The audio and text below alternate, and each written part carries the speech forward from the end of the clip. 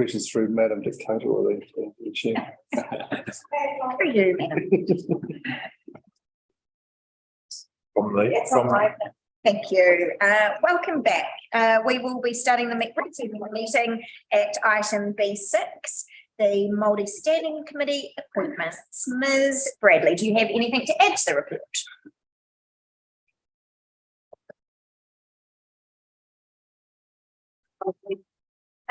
So the Māori Standing Committee have a structure for how their appointments are made, which is each marae and iwi nominate their own representatives. This is just a matter of administration. So I don't believe it needs any decision. It's just ensuring that as understanding orders, the committee is approved by council.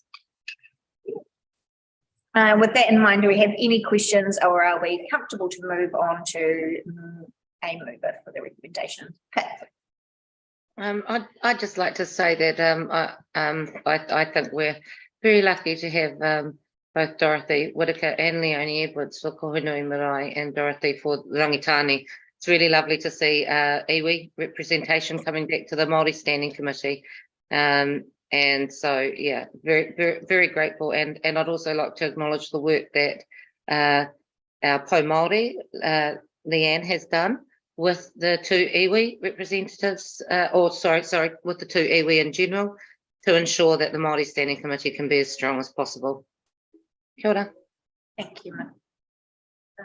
Do I have a mover for? Thank you, Councillor Maynard. Do I have a seconder? Councillor Gray. All those in favour, please say aye. Aye. All those against, please say no. The motion is carried. Moving on to item C1, the CEO report. Mr. Wilson, anything you'd like to add? No, it feels like a bit flashback over time, but first of all, I do want to acknowledge a new Greytown Community board member, Neil Morrison. He tested and was successful, so that's great news. Obviously, the storm events been a significant impact on our district. And again, I commend the organisation's response, all of the variety of teams that have been helping us to get on top of these things. Still in recovery mode now. And to that end, there's a mayoral relief fund. I think it's over $200,000 now. I think they've already granted about 70,000. And so they're trying to get money out as fast as possible and as reasonably. It's very, very wide-ranging criteria, and they're being very generous to people. So try and get help when it's to people when they need it and in a timely way. I think that's really exciting. But I thought it was quite interesting to see how Cape Palliser held up under the some of the sea surge events that we got, particularly the Eco Reef held up at Cape Palliser. Fortunately, we've got the second one in. I haven't actually had an update on how effective that has been as well. So, that's been an innovation. And bear in mind, the second one was 100% funded by Royal Rotary as well. So it wasn't cost to ratepayers. But there's some big gouges out of Palliser Road as well. We adopted Whangarei as adopt a council, a community.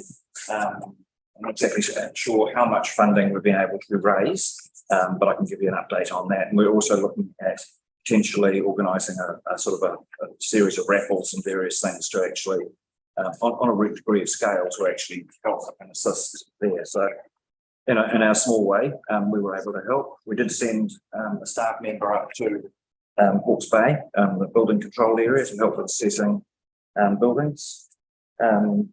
Probably one of the very successful event, the Featherston incident. It's a great day. Actually, wonderful speeches. Every now and then you are privileged to hear a succession of, the High Commissioner, Assistant High Commissioner from Australia, the Japanese ambassador. It really was very moving, and it also focused about the importance of culture and understanding of cultures. Because one of the backgrounds to that event was complete misunderstanding of what certain things meant. And so there was a theme there about what we can learn from this and carry forward into the future, not just a celebration of the event, which I thought was absolutely fantastic. And the mayor did a speech as well. Like I say, they're not here, so I look. Water, there's actually been good progress with leaks. We're still by no means on top of things, but you can see the effort that's gone into getting on top of the ones that we can. Of course, getting on with other things such as annual reports, annual plans, all those types of things that are going through. Look, I've given you a summary of legislation and all the bits and pieces that are going on here. So if you have genuine questions, you go and have a look or find out what's going on. Probably the thing that's we're all waiting with bated breath for is what the Minister, Karen McNulty, will decide to do in terms of the Food Waters reform. I think I mentioned too, but he's still talking about water service entities, so that's definitely on the table. What's not on the table is just self-management by a region getting together and cooperating, because that's just not going to work.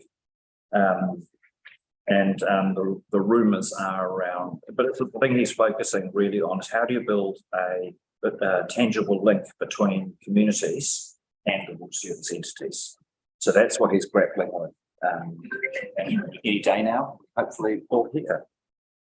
On the good news front, until July, any applications that we make for emergency works on our roads will get 93% subsidy from Waka Kotahi, which is very welcome. So that's exciting news. So and you'll be having a workshop with Waka Kotahi tomorrow to talk through some of the things that they've got on their plate and questions if you have. So just any questions arising from my report? So there's any questions for Mr. Wilson? Right, good. Well done. Thank you. So we will move on to the annual report. Do we have Miss? No, You were doing it? Karen is flat out fixing writing models and doing various things, so I'm put to do that. So firstly, we did have the meeting with the Office of the Auditor General. Very helpful and not defensive. Took on the chin criticism that we had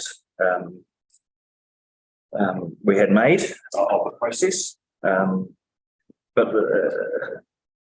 So Audit New Zealand have now confirmed they are on track to complete the audit and have the audit opinion and letter ready for adoption on the 26th of April.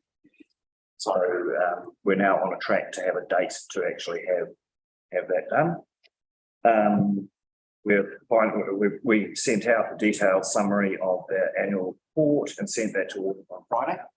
So amongst everything else that Rob, Karen and Charlie have been working on, this is just so they'll be very glad to get that one literally out the door. But then of course we have to get the letter of opinion back to see if there are issues that the auditors have found and those types of things. In the past, there's never been anything significant there. The matters they draw to our attention, there's never anything.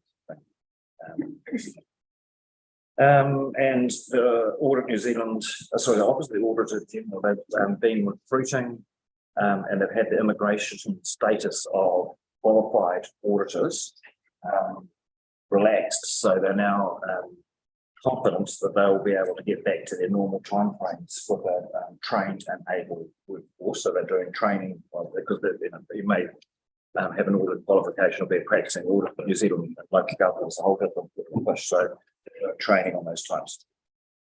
So things are finally starting to get a bit more certain rather than the uncertainty being experienced. So, any questions? Councillor Maynard. Thank you for that, Harry. As you're aware, the annual report is so far behind, and I'm just wondering, what's your feeling as our CEO with regards to the fact that we are now in April, and so we're tracking to, what is it, 9 months? Yeah. 9 months, right?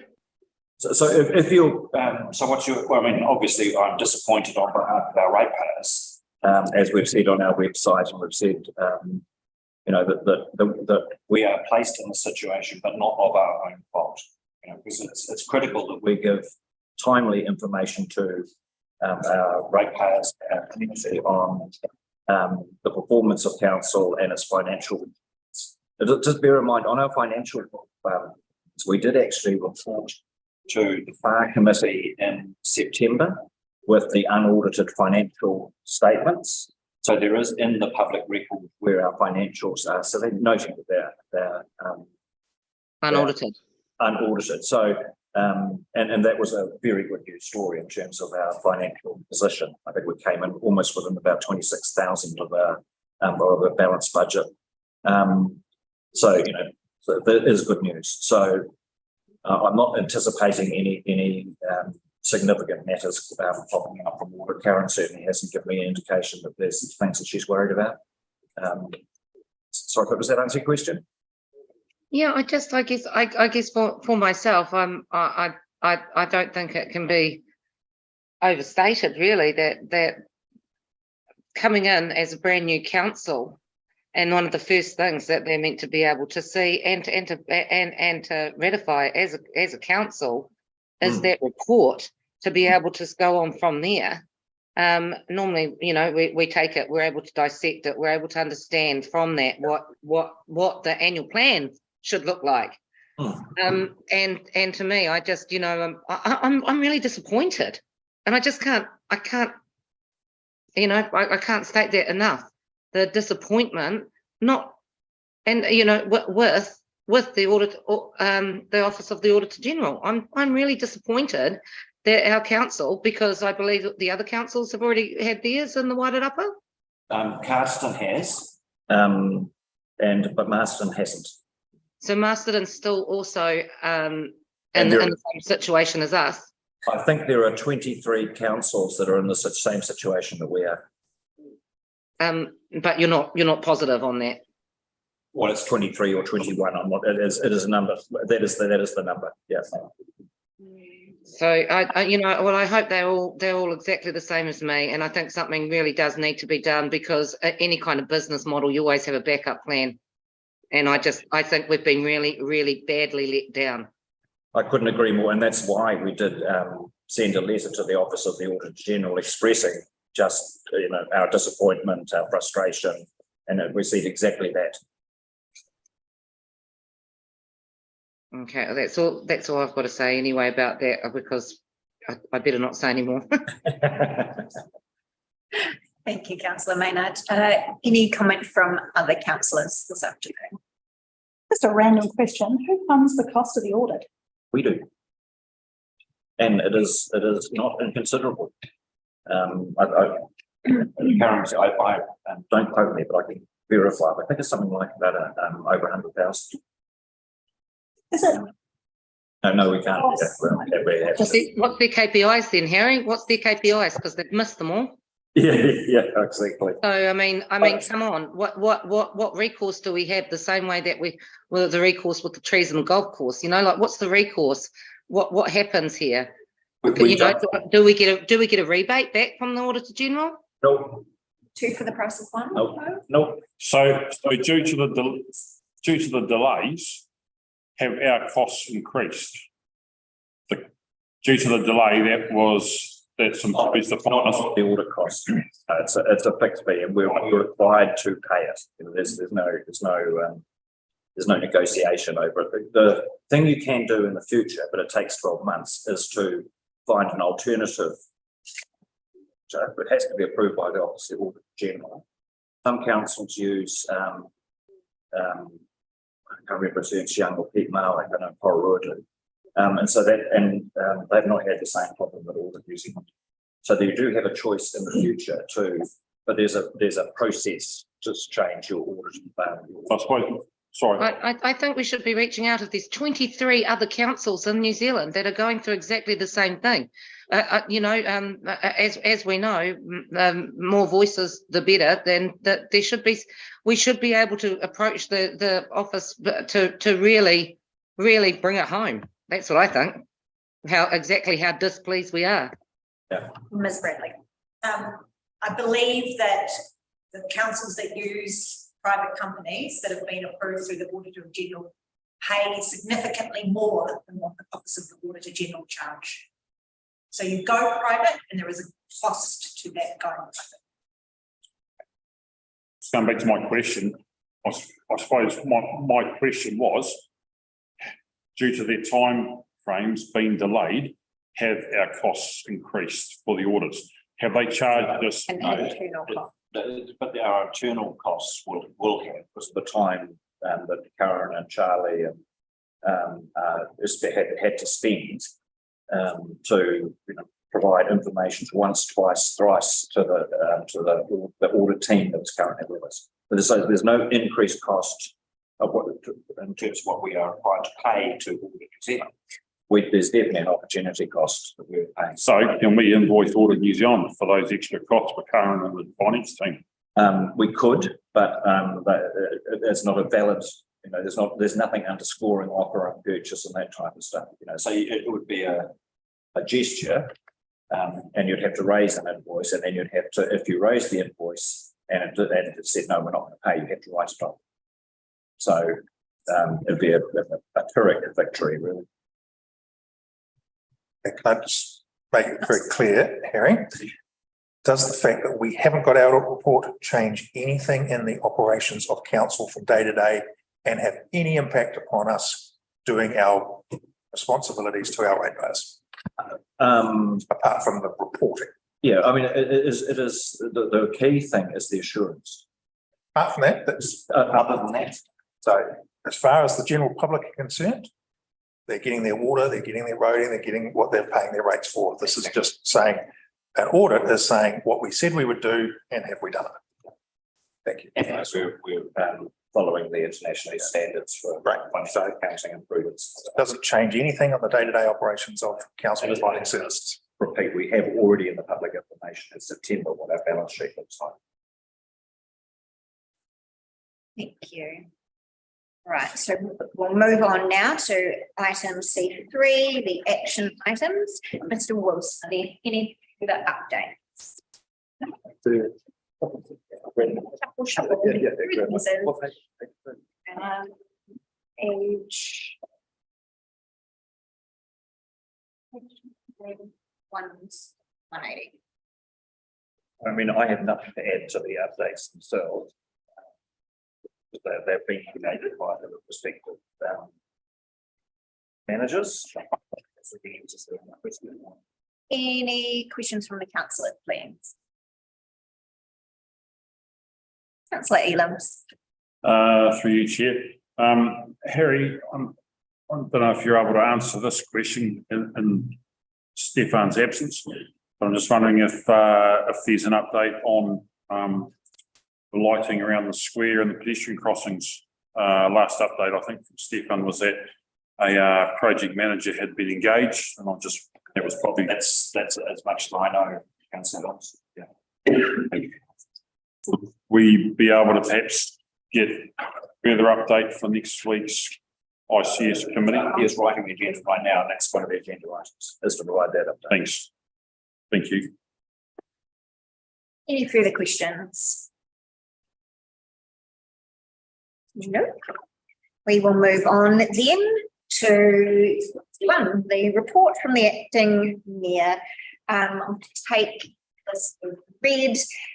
Essentially, we're looking to confirm the appointments to 3 committees: the Risk and Assurance Committee, the District Licensing Committee, and the Hearings Committee, and to make some amendments to the Finance Committee terms of reference.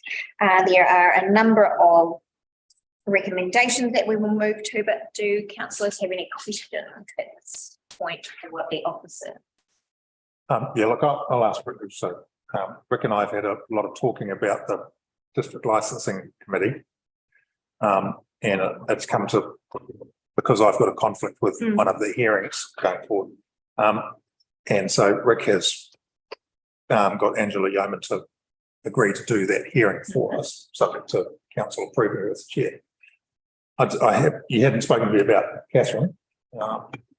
Certainly, where I sit, actually, given that it's a combined council, a combined list across the district, and each authority has its own chairperson. To me, the logical place is not to appoint an extra chair. It is actually to appoint the two chairs from Masterton and Carterton as alternate chairs. So we could be chairs in any district authority, rather than, again, Catherine, I can give it to Catherine, but it just seems we're adding more people into chairs rather than using the facilities that are already out there.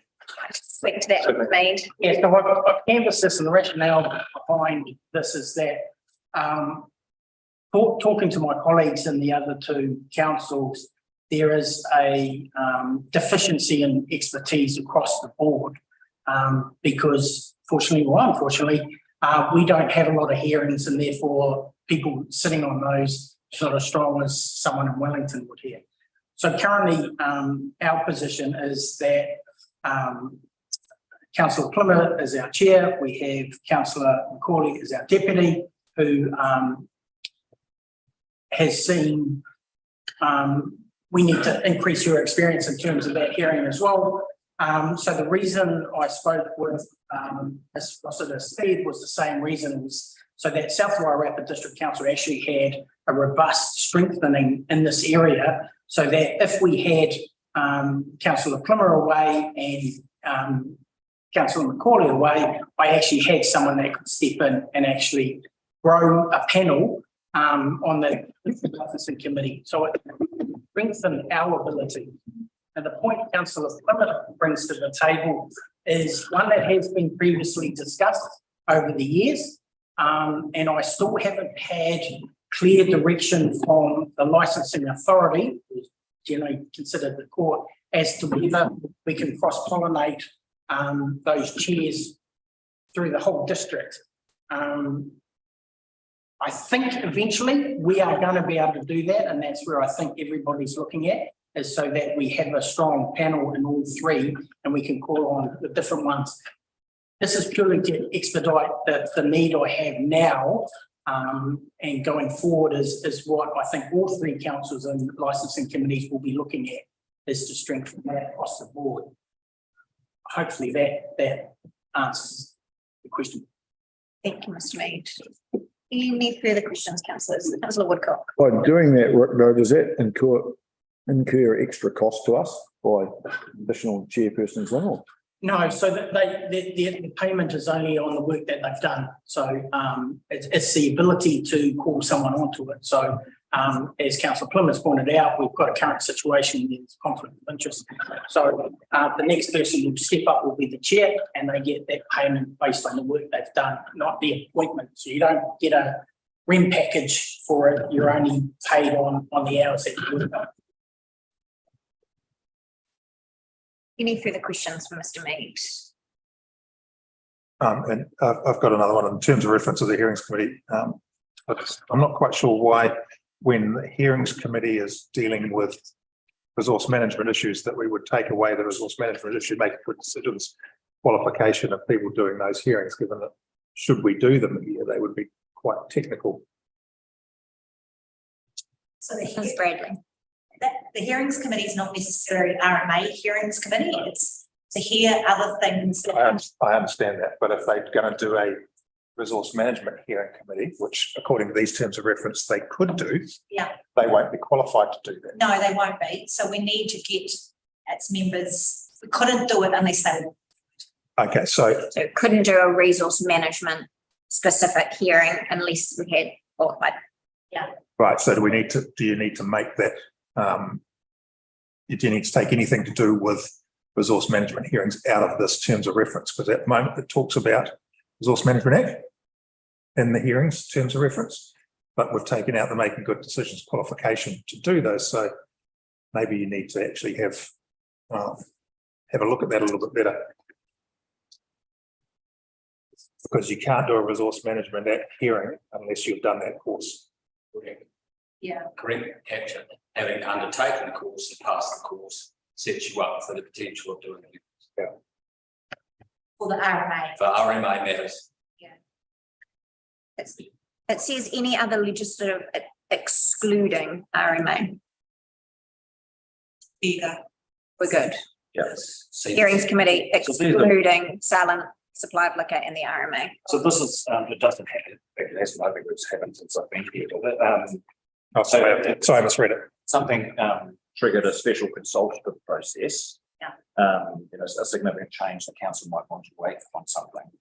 And you do a special consultative process, then you would have a hearing in regarding to that, and this is to cover those types of events. I don't think we've ever, actually, that committee's never actually had to make a. No, it hasn't. The other thing I would say about hearings is that they are semi-judicial processes. And having lay people doing, because these are dealing with interpretation of acts, Parliament, having general counsellors doing that without having a suitably qualified chair is probably something that would not be good practice, I would have thought. Ms. Bradley. Have encouraged councillors to attend the Making good decisions. making good decisions training. I think there is a round coming up and we have reached out to who holds it. I think it's Pippin. Opus run it on behalf of MFA. Yeah. So if you get an opportunity and you are on that hearings committee, it would be a really good idea to go to the training. We can't make you, but it's highly recommended. And as further background, the mayor has given prompt to MFA of be effective, get these courses up and running. Because that's one of the issues is there hasn't been any trainings available for you to attend.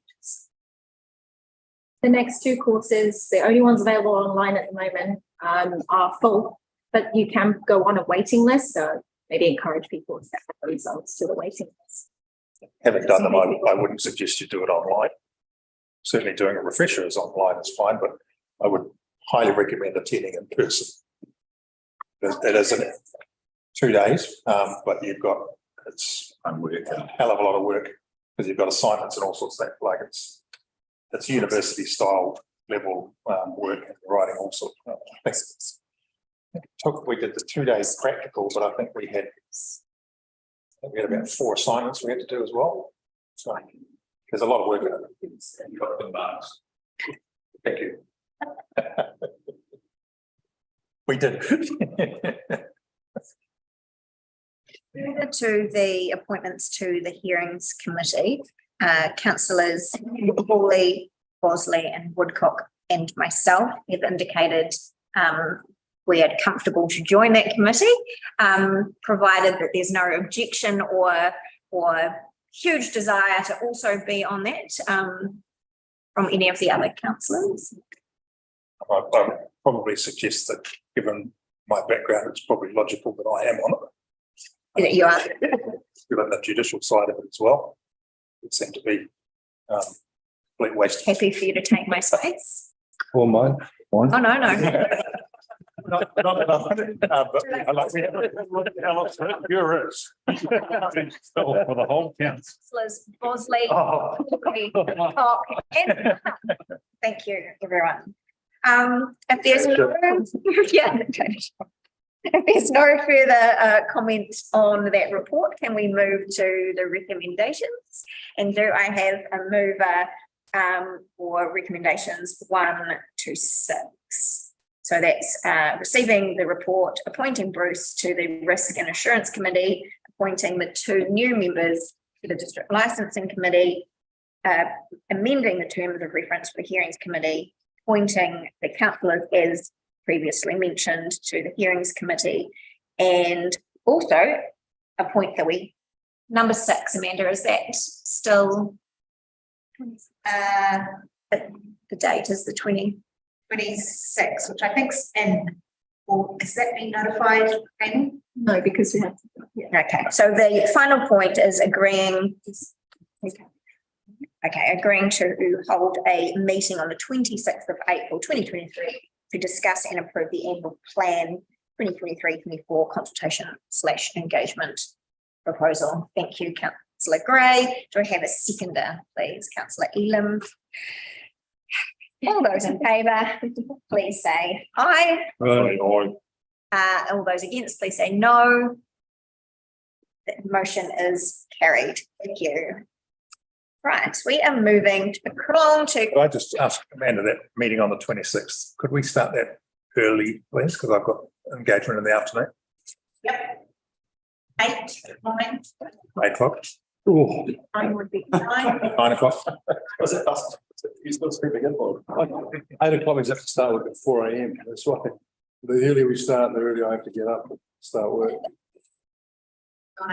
right, so that to you, councillor. I tell myself that every morning.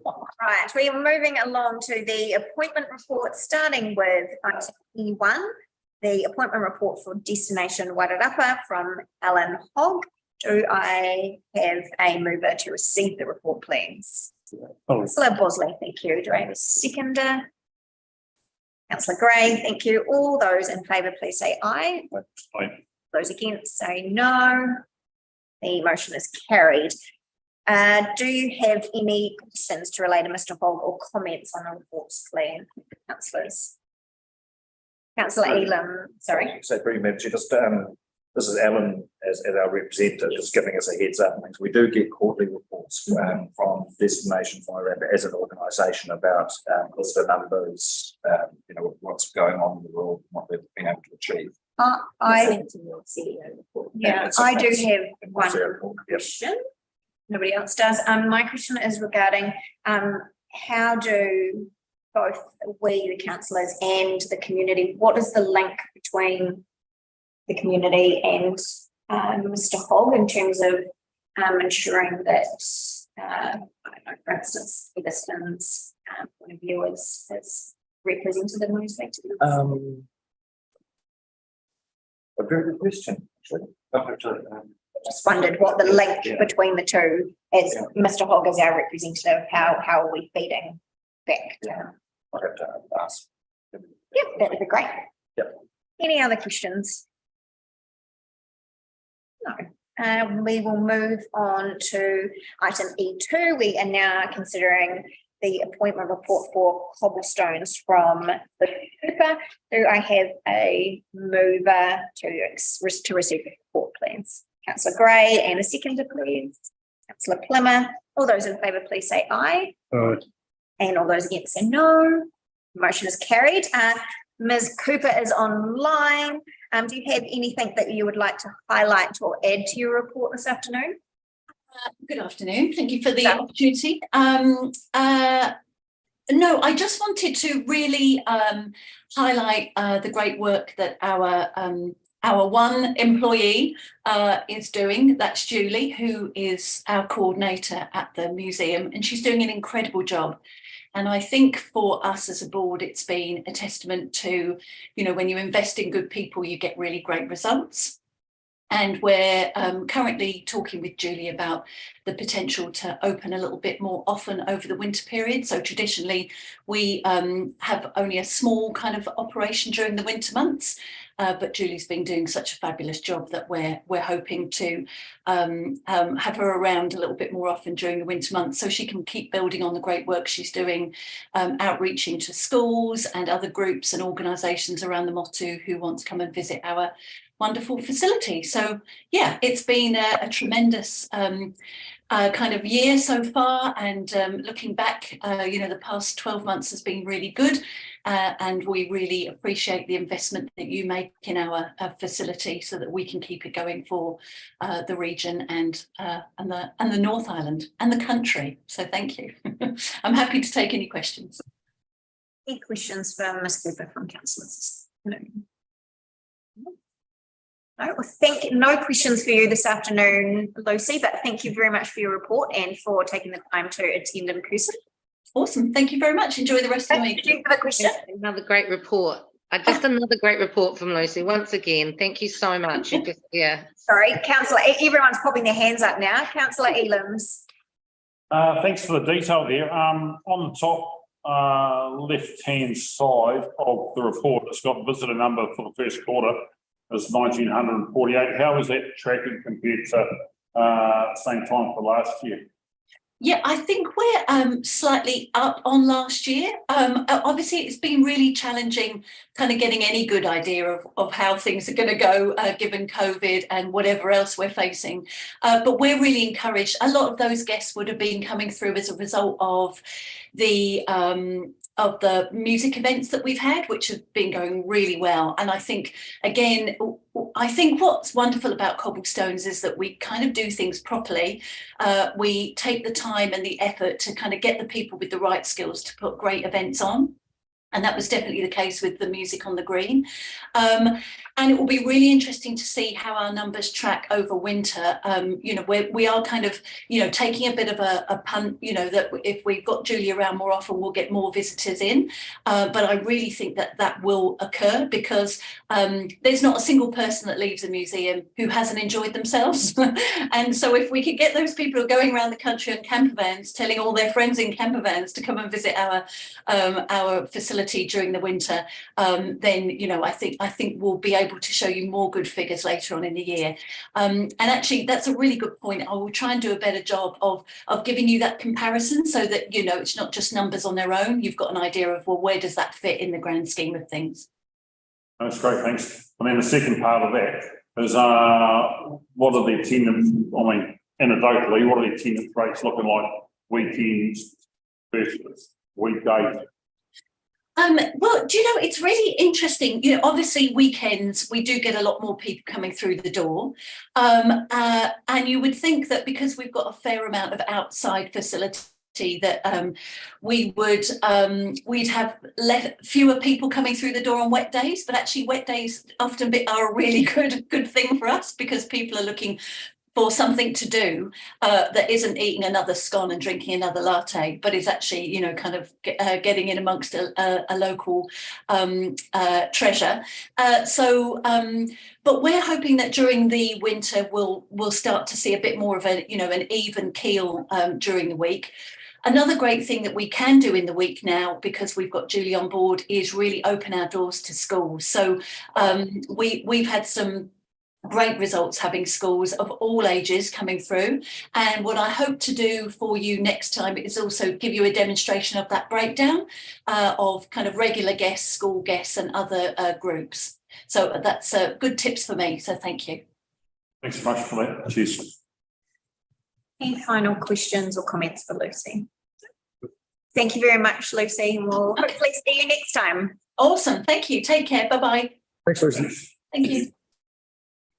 You will note on the agenda item E3, the Wairarapa Combined District Plan Review. Now that is actually an update pertaining to an item that came up in public excluded at the last meeting. So that will be moved to public excluded this time as well.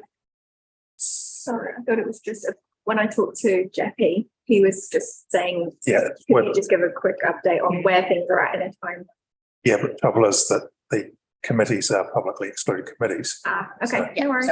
so we're moving, so that's fine. So due to that, we'll move to the public excluded section of our meeting. So I have a mover to enter into excluded, councillor. And do I have a seconder, councillor Gray? Do I need to vote? And can I, all those in favour, please say aye. Say aye. Aye. All those against say no. Motion is carried. Now there are a number of, We're just sorry, okay, that's